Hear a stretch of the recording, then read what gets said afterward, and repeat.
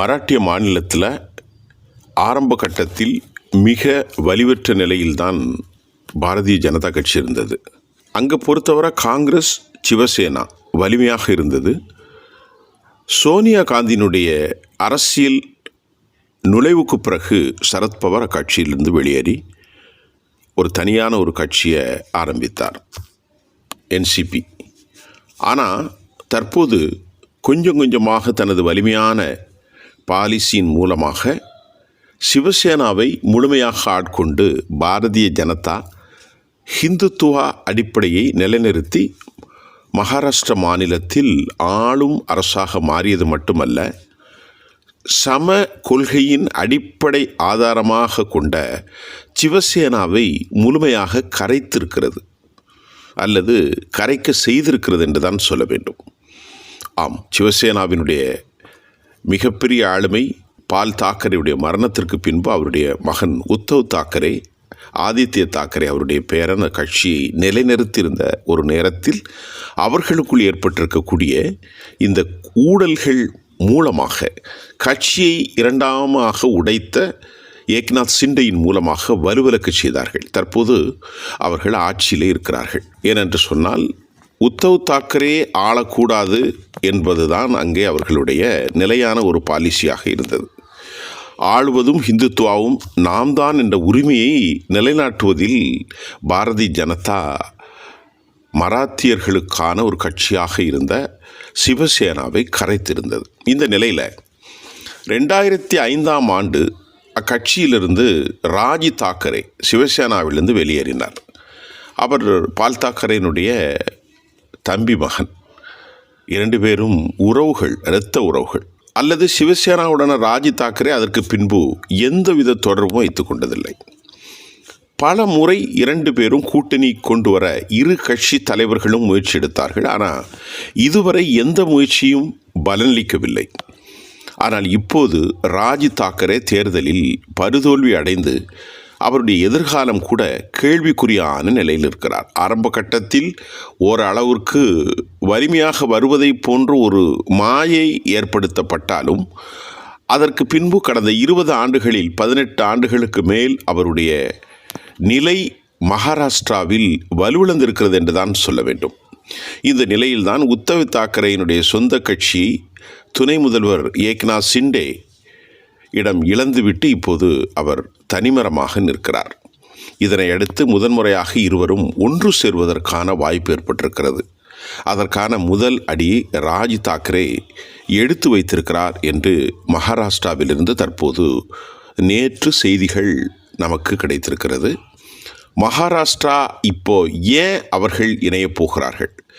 இதற்கு ரொம்ப முக்கிய காரணமாக தற்போது சொல்லப்படுவது, மகாராஷ்டிரா பள்ளிகளில் இந்தியை கட்டாயமாக்கப்பட்ட போது மராத்திக்கு ஆதரவாக குரல் கொடுத்த ராஜ் தாக்கரே விவகாரத்தில் உத்தவ் தாக்கரேயோடு இணைந்து செயல்பட தயாராக இருப்பதாக தெரிவித்திருக்கிறார். இதற்கு பதிலளித்துள்ள உத்தவ் தாக்கரே தானும் ராஜ் தாக்கரேயோடு இணைந்து செயல்பட தயாராக இருப்பதாக வெளிப்படையாக தெரிவித்திருக்கிறார்கள். தற்போது ராஜ் தாக்கரேயும் உத்தவ் தாக்கரேயும் தங்களது குடும்பத்துடன் விடுமுறையை கழிப்பதற்காக வெளிநாடு சென்றுள்ளார்கள். அப்போது இது கூட ஒரு அரசியல் நகர்வாக இருக்கும். வெளிநாட்டிற்கு சென்றிருந்தால் அங்கு என்ன பேச்சு நடக்கும்? ராஜ் தாக்கரே வரும் 29ஆம் தேதி நாடு திரும்புகிறார், நாளை. உத்தவ் தாக்கரே மே 4ஆம் தேதி நாடு திரும்புகிறார். அவர்கள் இருவரும் நாடு திரும்பிய பிறகு கூட்டணி தொடர்பான பேச்சுவார்த்தை தீவிரமடையலாம் என்று எதிர்பார்க்கப்படுகிறது. அதனை நிரூபிக்கும் வகையில் சிவசேனா உத்தவ் சமூக வலைத்தளத்தில் வெளியிட்டுள்ள செய்தியில், மராத்தி மற்றும் மகாராஷ்டிர நலனுக்காக ஒன்று சேர இதுவே சரியான தருணம். மராத்தியின் பெருமையை பாதுகாக்க சிவசேனா தொண்டர்கள் தயாராக இருக்கின்றார்கள் என்றும் அதில் குறிப்பிட்டிருக்கப்பட்டிருக்கிறது. ராஜ் தாக்கரேயோடு கூட்டணிக்கு தயாராக இருப்பதை உத்தவ் தாக்கரேயின் இந்த பதிவு காட்டுவதாக எடுத்துச் சொல்லப்படுகிறது. ராஜ் தாக்கரேயை கூட்டணியில் சேர்த்து கொள்ளலாம் என்று கூறி வந்த பாஜக இப்போது அதனை கண்டுகொள்ளவில்லை. பாரதிய ஜனதா கூட்டணியில் ஏற்கனவே ஏக்நாத் சிண்டே தலைமையிலான சிவசேனா அஜித் பவார் தலைமையிலான தேசியவாத காங்கிரஸ் கட்சிகள் இருப்பதால் ராஜ் தாக்கரே கூட்டணிக்கு பாஜக தேவையற்றதாக இருக்கிறது என்று அவரை ஒதுக்கியிருக்கிறார்கள். இந்த ஆண்டு இறுதிக்குள் மும்பை உட்பட மாநிலம் முழுவதும் நடைபெற இருக்கும் மாநகராட்சிகளுக்கான தேர்தல் மிக முக்கியமாக எதிர்கொள்ள இருக்கக்கூடிய காரணத்தினால் இந்த தேர்தலில் ராஜ் தாக்கரே கட்சியோடு கூட்டணி வைப்பது குறித்து உத்தவ் தாக்கரே பரிசீலித்து வருவதாகவும் உத்தவிற்கு நெருக்கமான வட்டாரங்கள் மீடியாக்களிடத்தில் தெரிவிச்சிட்டாங்க. அதிர்ஷ்டவசமாக ராஜ் தாக்கரேயே கூட்டணிக்கு தயாராக இருப்பதாக தெரிவித்திருப்பது உத்தவ் தாக்கரேக்கு சாதகமான ஒரு நிலையைத்தான் ஏற்படுத்தியிருக்கிறது. கூட்டணி பாஜகவுடன் இருக்கும் தொடர்பை துண்டிக்க வேண்டும் என்ற ஒரு நிபந்தனையே ராஜ் தாக்கரேக்கு உத்தவ் தாக்கரே தரப்பில் வைக்கப்படுகிறது. பாஜகவோடு எந்த நிலையிலும் கூட்டு வைக்கக்கூடாது என்பதுதான் அதுவாக இருக்கும். இவ்வளவு நாட்களும் ராஜ் தாக்கரே பாரதிய ஜனதாவை புகழ்ந்து பேசி வந்தார். எனவேதான் உத்தவ் தாக்கரே இது போன்ற ஒரு நிபந்தனையை முன்வைத்துள்ளதாக தற்போது கூறப்பட்டிருக்கிறது. கூட்டணி குறித்து உத்தவ் தாக்கரேயும் ராஜ் தாக்கரேயும் இறுதி முடிவு எடுப்பார்கள் என்று இரு கட்சியினுடைய வட்டாரங்கள் தெரிவித்திருக்கிற இந்த சூழ்நிலையில் ராஜ் தாக்கரே கட்சி நிர்வாகி ஒருவர் கூறுகையில், உத்தவ் தாக்கரே கூட்டணிக்கு முன்னெடுத்தால் நாங்களும் அதற்கு சாதகமாக பதிலளிப்போம். கூட்டணி குறித்து விரிவாக பேசி முடிவு செய்யப்படும். சமூக வலைத்தளங்கள் மூலம் கூட்டணி உறுதியாகாது என்றார். இவரது கூட்டணி ஏக்நாத் சிண்டே தவிர்த்து மற்ற அனைத்து கட்சிகளும் வரவேற்றுள்ளன. குறிப்பாக ஹிந்துத்துவா என்ற முழக்கத்தோடு பாரதிய ஜனதா அனைவரையும் ஒன்றிணைத்தது. சில வியாபாரங்கள் காலத்துக்கேற்றவாறு மாறலாம். ஆனால் விழித்து கொண்ட மகாராஷ்டிர மக்கள் மண்ணின் மைந்தர்களுக்கான உரிமைகள் இந்துத்துவாவின் மூலம் கபலீகரம் செய்யப்படுகிற என்ற குரல்கள், குறிப்பாக அங்கே பாரதிய ஜனதாவின் ஆட்சியாளர்கள் குஜராத்திகள் மற்றும் பிஹாரிகள் மராட்டியர்களுடைய வேலை வாய்ப்பை முழுமையாக பறித்திருக்கிறார்கள் என்ற குரல் இப்பொழுதல்ல, ஏற்கனவே பல ஆண்டுகளுக்கு முன்பே எதிரொலிக்கின்றது. அதை போன்று மோடியும் அமித்ஷாவும் மராட்டிய மக்களை தங்கள் எண்ணம் போல் மாற்றுவதாகவும் பல மாநிலங்களில், குறிப்பாக தமிழ்நாட்டில் தமிழர்கள் எந்த நிலையிலும் இந்திக்கு ஒருபோதும் அனுமதிக்கவில்லை. இது ஒரு 60 ஆண்டுகால போராட்டம்.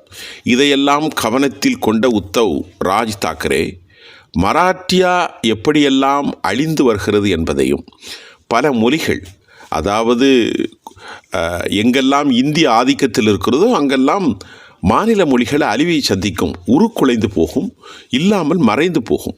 இப்படித்தான் பல மொழிகள் போயிருக்கிறது. பிஹாரி மொழி எடுத்துக்கொண்டாலும் சரி, பல மொழிகள் உரு தெரியாமல் அழிந்ததற்கு ஹிந்தியினுடைய வளர்ச்சி ஒரு காரணம் என்பதை உத்தவ் உணர்ந்திருக்கிறார். ராஜ் தாக்கரேயும் உணர்ந்திருக்கிறார்.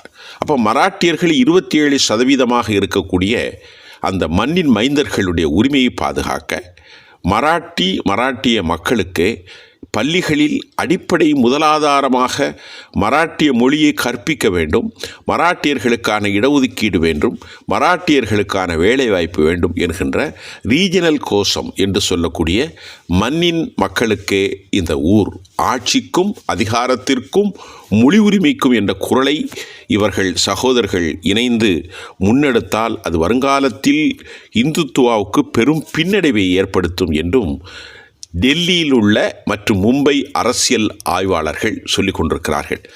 இவர்களுக்குள் என்ன கண்டிஷன் என்பது இன்னும் முடிவாகவில்லை. இருந்த போதிலும் கடும்போக்குவாத வார்த்தைகளை எப்போதும் சொல்லக்கூடிய ராஜ் தாக்கரேயும் மிதமான மொழிகளை சொல்லக்கூடிய உத்தவும் இணைகின்ற நேரத்தில் அந்த கட்சிக்கு வலு சேர்க்குமே தவிர பின்னடைவை ஏற்படுத்தார்.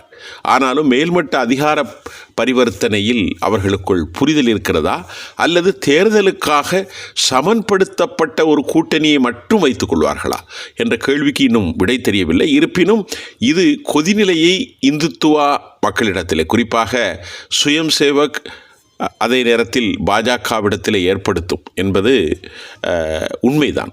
ஆனாலும் 5 ஆண்டுகள் ஆட்சி இருக்கிறது. அதுவரை அவர்களுடைய அதிகாரத்தை யாரும் பறிக்க முடியாது என்பதுதான் கள நிலவரமாக இருக்கின்றது. ஆகவே காலங்கள் மாறுகின்ற போது அரசியல் கோஷங்களும் மாறும். எப்போதும் வலிமையாக ஒரு சித்தாந்தத்தை முன்னெடுப்பது சாத்தியமல்ல. இதற்கு மராட்டிய மண் தமிழ்நாடு ஒரு பெரும் உதாரணமாக இருக்குமோ என்று எண்ண தோன்றுகின்றது. ஏன்னால் தமிழ்நாடு நிலைநிறுத்தி இருக்கிறது. அங்கே இதுகாரம் தேசிய கட்சிகள் கோலாற்ற முடியாததற்கு காரணம் அந்த ரீஜனல் என்று சொல்லக்கூடிய மாநில மொழி பற்றும் மாநில உரிமைகளும் தான். அதை போன்றுதான் இப்பொழுது அதனை பின்பற்றித்தான் ஒவ்வொரு மாநிலங்களும் வருவதோ. அதில் மராட்டியா வெற்றி பெற்றுவிட்டால் அது மற்ற மாநிலங்களுக்கும் அந்த கோஷம், மண்ணின் மனம், மொழி ஆளுமை, உரிமைகள், மாநில உரிமைகள் கண்டிப்பாக மீட்டெடுக்கப்பட வேண்டிய ஒரு கால சூழ்நிலை மாறி வருகிறது. அதற்காக அவர்கள் என்ன முன்னெடுக்கப் போகிறார்கள் என்பதையும் அதன் வெற்றி தளம் எத்தனை சதவீதமாக இருக்கப் போகிறது என்பதையும் நாம் பொறுத்திருந்து பார்க்க வேண்டும். மராட்டிய செய்தி களத்திலிருந்து ஒட்டுமொத்த செய்திகளின் சுருக்கத்தை நாம் உங்களுக்கு தந்திருக்கிறோம். நன்றி.